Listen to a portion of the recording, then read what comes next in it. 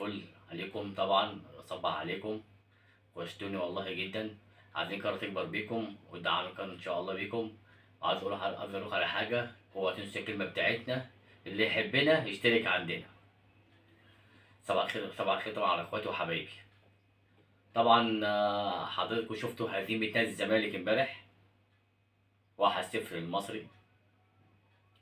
طبعا احنا كنا اتكلمنا كذا مرة على شيكابالا. احنا لن يعني محدش مننا يقدر يقلل من شيكابالا. شيكابالا ده لاعب كبير جدا، ولاعب مش يعني لاعب كبير واسطورة الزمالك، ومحدش يقدر يقلل منه.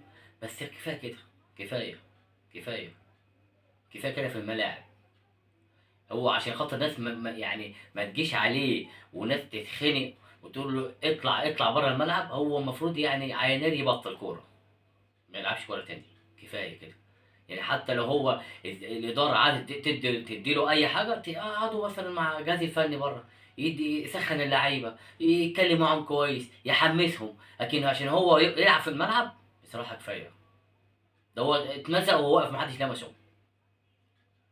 احنا ما بنقللش منه، بس احنا بنقول كفايه سنه كبر 39 سنه مش قادر يجري. شيكابالا لعيب كبير جدا ومهاري. احنا ما بنقللش منه، ما بنقللش من الزمالك، بس انا بتكلم ان كفايه عليه كده. كفايه يا كابتن شيكابالا. ممكن حضرتك تقعد في الاداره، تقعد مع جهاز فني، بس يعني عشان ما حدش يتخانق منك، ومثلا تلاقي مر مثلا يقول لك اي لفظ او حد يشتم عليك. طبعا انت لعيب كبير. ده بخصوص شيكابالا. طبعا جوميز اما نزل شيكابالا الشوط الاولاني حرقه. يعني انت عارف ان شيكابالا عنده 39 سنه وكبير. نزله اخر ربع ساعه، اخر تلت ساعه. منزله اول ربع اول الماتش، ما هو مش هيديك. هو مش قادر يجري. انت حرقته. انت مميز حرقت شيكابالا. ما ينفعش ان هو ينزل اول الماتش. المفروض اخر نص تلت ساعه ربع ساعه هتلاقي لعيبه المصري ريحت، تبتدي تلعب. مودي جابر امبارح بيلعب على الزمالك لوحده. مودي جابر بيلعب حر. مودي جابر باك يمين، وتلاقي في نص الملعب، وتلاقي هو اللي عامل الكوره. اداها له صلاح محسن، مشي عند الباك، اداها الجول، حطها. طبعا دفاع الزمالك حصل خلاف بين عواد وبين عمر جابر. عمر جابر المفروض يطلع الزحلق على الكوره، ما يزحلقش. عمر جابر الكوره جايه يا عم، المفروض يزحلق عليها. استنى عواد، اطلع يا عواد. طبعا عواد ما طلعش واتحط جول. يعني المفروض يبقى في تفاهم بين عواد وعمر جابر. في لاعب في الزمالك جامد قوي يعني، صغير، الزمالك مش مديله فرصه. في لاعب بيلعب مكان عمر جابر حلو قوي في الناشئين، اسمه احمد محمود. ده لاعب جامد قوي. يا عم جوميز جرب. جرب خلي احمد محمود يلعب شويه. جرب مكان عمر جابر. خليه يجرب مره. خليه في التشكيله. حلو قوي. الزمالك محتاج باك شمال طبعا. انا عاوز اقول حاجه لجماهير الزمالك. طبعا بعوده الونش. ونش طبعا هيعود الايام اللي جايه. محمد الونش ولا محمود الونش هيعود. واللهم صل على سيدنا محمد. وعوده فتوح. طبعا ده فتوح عمل مأثر مع الزمالك جامد. باك شمال طبعا فتوح لا خلاف عليه، لاعب كبير فتوح. بس برضه يعني المفروض الزمالك دعم الناشئين. ادام انتوا مش عارفين تجيبوا صفقات، يعني طلعوا واحد برضه في باك شمال عند الزمالك اسمه احمد عاطف ولا محمد عاطف، باك شمال. ده لاعب حلو قوي. عنده طريق السيد وهو صغير. حلو محمد عاطف. ادوا له فرصه. الزمالك محتاج هجوم. عايز واحد مهاجم زي سيف الجزيره او اشرس شويه، يعني لعيب شرس عشان يبقى هداف. الزمالك داخل على افريقيا، هيلعب يوم الاربع مع افريقيا، وعنده دوري وفي كاس. يعني المفروض الزمالك محتاج هجوم وباك شمال. حتى فتوح معاك يبقى طلع محمد عاطف. والله احمد عاطف يلعب معاه باك شمال. مش عايز حد يزعل مني، انا ما بجيش على الزمالك، بس انت شفت الماتش بقى نص الملعب مفيش. دونجا مفيش خالص. ودوك عليهم قبل كده الناس زعلت مني تشتم دونجا. ده لعيب كبير والله. دونجا فاضي مش قادر يجري. دونجا بيلعب، بيحب السوشيال ميديا، بيحب اللقطه، خناقه يتخانق، يضرب بنيه، يضرب يتشقلب بس. لكن هو مش جامد قوي يعني. مش فت دونجا عشان هو مش عارف. أنا مش عارف صراحه. يعني نص الملعب كان امبارح مفيش، ومش لاك ده ولا ضايع خالص. ضايع مش لاعب. ناصر ماهر مديله فرصه ايه؟ متقشره. مشي حطها جنب العارضه. كل شويه عمال يعمل كده، يطلع شعره. عم يحط جل. امال الفنان ايه يا عم؟ انت عمال تسبسب. لا يا عم مش لاك.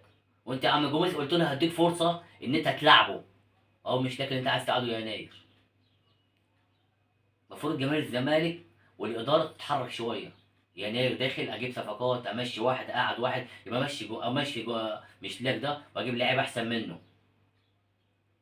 طبعا انتوا عارفين ان الاهلي والزمالك دول قطبي الكره المصريه، يبقى عايز الزمالك يعلى والاهلي يعلى عشان منتخب مصر. الزمالك فريق كبير، احنا ما بنقللش من نادي الزمالك ولا بنغلط في حد، بس انا عاوز اقول لكم على حاجه. عايزين الزمالك يدعم عشان الهجوم يبقى عنده حلو، ونص الملعب طبعا. قلت لكم قبل كده لو انا هجدد لونجا ما جددتش لونجا، جاب طارق حامد، وناس زعلت مني، انت بتقلل من لونجا. لا يا عم جاب طارق حامد احسن. قاعد ممكن تجيبوه من فري، ما دام تدفعوا فلوس هاتوا، هاتوا واحد مكانه، طلعوا واحد من الناشئين. انا همشي معاكم واحد، انتوا بتقولوا على لونجا لعيب، طب خليه يركز في الملعب. كان امبارح فاضي خالص، فاضي فاضي، ولا كأنه موجود، مفيش.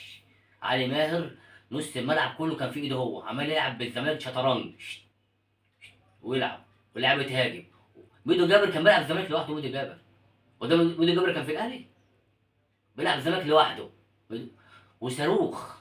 واللعيبه ايه بتلعب، والزمالك مفيش خالص خالص خالص خالص.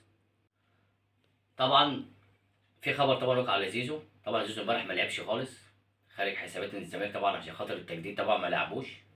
وطبعا شفت نادي الزمالك من غير زيزو طبعا مش موجود. نادي الزمالك طبعا مفيش واحد قائد الملعب، مفيش واحد طبعا عارف يعني يخلوه ان هو رمانة الميزان، مفيش حد خالص، حتى ولا شيكابالا ولا ولا دونجا ولا اي حد. طبعا زيزو طبعا لو كان بيلعب كان فارق مع الزمالك جامد، هو رمانة الزمالك زيزو، لعيب طبعا كبير. طبعا انا حاسس ان اللعيبه بسبب تجديد زيزو اللعيبه مش قادره تلعب. 70 مليون و60 مليون و50 مليون، حاسس اللعيبه فيها حاجه، ولا عشان زيزو ياخد مبلغ عالي؟ يعني واحد بياخد 60 مليون والتاني ياخد 20 مليون والتاني ياخد 15 مليون. حاسس اللعيبه فيها حقد ولا ايه، ولا باصين للعقد بتاعه، ولا باصين للفلوس بتاعته. مش عارف اللعيبه فيها ايه في دماغها، ولا مش عايز تلعب عشان ما خدتش فلوس، مش قادرين يجروا خالص، اللعيبه فاضيه. ممكن حوار الفلوس بتاع زيزو هو اللي عامل عقده بين اللعيبه، ما واحد يخلي 75 والتاني ياخد 15 والتاني 9. ده حسام عبد المجيد بياخد 9 في اليوم، حسام عبد المجيد 9، عمر جابر 12 والتاني بياخد 70.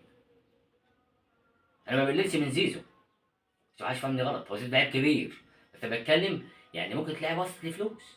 يعني لحد امبارح بعد الماتش متفق معايا يديله 75 مليون جنيه زيزو، 40 مليون جنيه من اداره النادي، و20 من الاستاذ هاني بيرسي، و15 اعلانات. اخر كلام بتاع زيزو يعني 75، 40 و20 و15 اعلانات، ده اخر كلام. معرفش بقى لحد دلوقتي هو هيمضي ولا مش هيمضي. ده الخبر اللي عاوز بخصوص زيزو. وطبعا انت حضرتك شفتوا زياد كمال. زياد كمال طبعا ولا الزمالك استفاد بيه باي حاجه، زياد كمال خالص، جابه ولا كانه موجود زياد كمال خالص. طبعا انت شفتوا دلوقتي ناصر ماهر اتصاب، وعبد الله السعيد هيلعبوا ماتش الاربع الجاي ازاي؟ ده شد وده عنده مزق، هيلعبوا ازاي؟ الله يكون في عون جماهير الزمالك بصراحه وجماهيرهم والاداره. طبعا المارس بورسعيدي غلب الزمالك يعتبر 4 مرات ورا بعض في الدوري، بقى عقدة الزمالك المصري دلوقتي، عقدة الزمالك مصر مش الزمالك مش عارف يكسب المصري، بقى عقدته 4 مرات يكسبوا ورا بعض. طبعا احنا عايزين كلنا نبارك لمنتخب الناشئين تحت قيادة أحمد الكاس.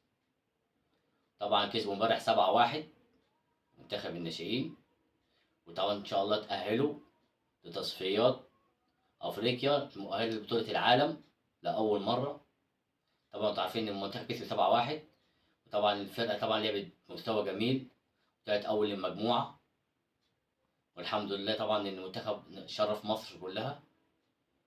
وطبعا الناس كلها طبعا فرحانة بأحمد الكاس بالأداء بتاعه باللعيبة، والحمد لله طبعا الماتش طلع كويس.